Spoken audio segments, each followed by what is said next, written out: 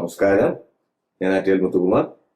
എല്ലാ ജ്യോതിഷ വിശ്വാസികൾക്കും നവഭാരത് ജ്യോതിഷത്തിലേക്ക് സ്വാഗതം. ഇനി അടുത്ത് പറയാൻ പോകുന്നത് നക്ഷത്രം ആയില്യമാണ്. നക്ഷത്ര വിശേഷമാണ് പറഞ്ഞുകൊണ്ടിരിക്കുന്നത്. ആയില്യ നക്ഷത്രക്കാരുടെ സ്വഭാവവിശേഷം. ഇവർ ജനിക്കുന്നത് ബുധദശാകാലം. അപ്പൊ ആയില്യം 1, 2, 3, 4 പാദം വരുന്നത് കർക്കിടകത്തിലാണ്. അപ്പം 1-ാം പാദമാണെങ്കിൽ 17 വയസ്സ് വരെയും ബുധദശാകാലം. 4-ാം പാദമാണെങ്കിൽ 2 വയസ്സ് 2.5 വയസ്സ് വരെ കാണുള്ളൂ. പുരുഷ ഗണമാണ് ഇവര്. ഭൂതം ജലമാണ്, വൃക്ഷം നാരകം, ദൈവം സർപ്പദൈവങ്ങളാണ് ഇവർക്ക്. പിന്നെ മൃഗം കരിമ്പൂച്ച, പക്ഷി ചെമ്പോത്ത്. അപ്പൊ ഇതിനെ സംരക്ഷിക്കുക. കരിമ്പൂച്ചയൊന്നും ഉപദ്രവിക്കരുത്, ചെമ്പോത്തിനെ ഉപദ്രവിക്കരുത്. നാരകം നട്ടു വളർത്തുന്നതൊക്കെ ഇവർക്ക് ഗുണഫലം ചെയ്യും. പിന്നെ ചില ഇതിലൊക്കെ ഗ്രന്ഥങ്ങളിൽ പറഞ്ഞിട്ടുണ്ട് എങ്ങനെ ആയില്യ കണ്ണേർ. അത് ചില വാക്കുകളിൽ അങ്ങനെ പറഞ്ഞിട്ടുണ്ട്. ആയില്യക്കാർ അടുത്തുണ്ടെങ്കിൽ അയലൊക്കെ മുടിയെന്നൊക്കെ പറയും. അത് ഈ എങ്ങനെ പറയാം, ചെവി വഴി ചെയ്തി എന്ന് പറയും. ചുമ്മാ ആൾക്കാർ പറയുന്നതാണ്, അതൊന്നും വിശ്വസിക്കണ്ട. അപ്പൊ ആയില്യ കണ്ണേർ സത്യമാണ്. അയലൊക്കെ മുടിയില്ല, ആയില്യ കണ്ണേർ. അവരൊന്ന് ആഗ്രഹിച്ച് നോക്കിപ്പോയാൽ അത് പ്രശ്നമാണ്. അത് നശിച്ചാൽ മതി ചിലപ്പോൾ. അത് വളരെ ശ്രദ്ധിക്കുക. അപ്പൊ ബുധദശാകാലം നമുക്ക് 17 വർഷം കൂട്ടുകയാണെങ്കിൽ അടുത്ത് വരുന്നത് കേതു ദശാകാലം. അത് പെൺകുട്ടികളാണെങ്കിൽ ചിലർ 23-ലേക്ക് വിവാഹം നടത്താൻ നിൽക്കും, അല്ലെങ്കിൽ 22-ൽ. ഏതൊരു കാരണവശാലും കേതു ദശാകാലത്തിൽ വിവാഹം നടത്താൻ പാടില്ല. അതിപ്പോ 17 വയസ്സ് ബുധൻ ദശ പൂർത്തിയായി 7 വർഷം നടക്കുമ്പോൾ 24 വയസ്സ് വരെ കാണും. ആ 24-ന് ശേഷം വിവാഹം നടത്താം. പിന്നെ വരുന്നത് ശുക്രദശാകാലം. അപ്പൊ കർക്കിടക രാശിക്ക് ഇപ്പൊ നമ്മൾ ലഗ്നമല്ല ഉദ്ദേശിക്കുന്നത്, രാശിയാണ് വരുന്ന ഐല്യം. അപ്പൊ കർക്കിടക രാശിക്ക് ശുക്രൻ മീനത്തിലൊക്കെ നിൽക്കുന്നത് വളരെ ഭാഗ്യമാണ്. ത്രികോണത്തിൽ സഞ്ചരിക്കുന്നത് ഉച്ചഭാവം. അപ്പൊ അവരുടെ 20 വർഷക്കാലമൊക്കെ വളരെ ഉന്നതിയിലിരിക്കും. അതുപോലെ തന്നെ സ്വക്ഷേത്രനായിട്ട് 11-ലോ സ്വക്ഷേത്രനായിട്ട് 4-ലോ 11 ഇടവം 4 തുല സഞ്ചരിക്കുന്നതും ശുക്രദശാകാലം ശോഭനമായിരിക്കും. പിന്നെ ഇവർക്ക് സൂര്യൻ 2-ാം ഭാവം, അത് ചിങ്ങത്തിലെ പക്ഷബലമില്ല, ചിങ്ങത്തിലെ ആയില്ല. അപ്പൊ പക്ഷബലമില്ല, എന്നാൽ സൂര്യബലമുണ്ട്. പകൽ ജനിക്കുക, ഗവൺമെന്റ് ജോലി ഉറപ്പാണ് അവർക്ക്. അല്ലെങ്കിൽ രാഷ്ട്രീയ മേഖലയിൽ പ്രവർത്തിച്ച് ഉന്നതിയിലെത്താനുള്ള അവസരം. അത് കഴിഞ്ഞ് വരുന്ന ചന്ദ്രദിശാകാലം.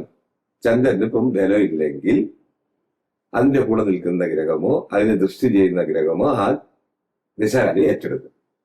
അപ്പൊ ചന്ദ്രന്റെ ഓപ്പോസിറ്റ് വ്യാഴം നിൽക്കുകയാണെങ്കിൽ, ചന്ദ്രൻ പക്ഷബലമില്ലെങ്കിൽ വ്യാഴൻ നീചഭംഗ രാജയോഗം ഭവിച്ച് വ്യാഴൻ ആ ദിശാകാലം ഏറ്റെടുക്കും ആ 10 വർഷം.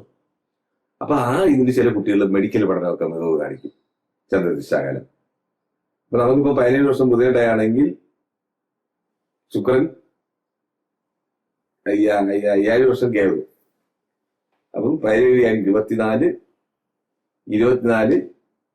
അത് കഴിഞ്ഞ് പറഞ്ഞ 20 വർഷം ശുക്രദിശാകാലം. അപ്പൊ 44-ആയി. പിന്നെ സൂര്യദിശയിൽ 44 ലക്ഷം ഇങ്ങനെ പഠനം മറ്റുള്ള ഇതില്ലേ ഗവൺമെന്റ് തലത്തിലൊക്കെ.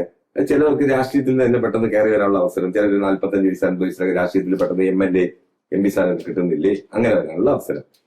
ചന്ദ്രദിശ അതിന് ശേഷമല്ലേ വരുന്നത്. പിന്നെ എങ്ങനെ മെഡിക്കൽ പഠനം? അത് ചില ചോദ്യമായിട്ട് ചോദിക്കാം. 4-ാം പാദമാണെങ്കിൽ 1 വയസ്സ് വരെയല്ലേ ബുധദിശ കാണുള്ളൂ.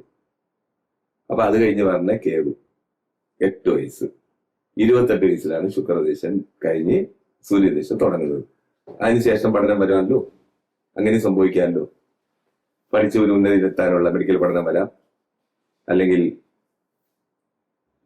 ബയോടെക്നോളജി അത് പഠിക്കാം. സൂര്യന്റെ ഒരു പ്രത്യേകതയാണ്. ചന്ദ്രദിശാകാലവും ശോഭനമായിരിക്കും.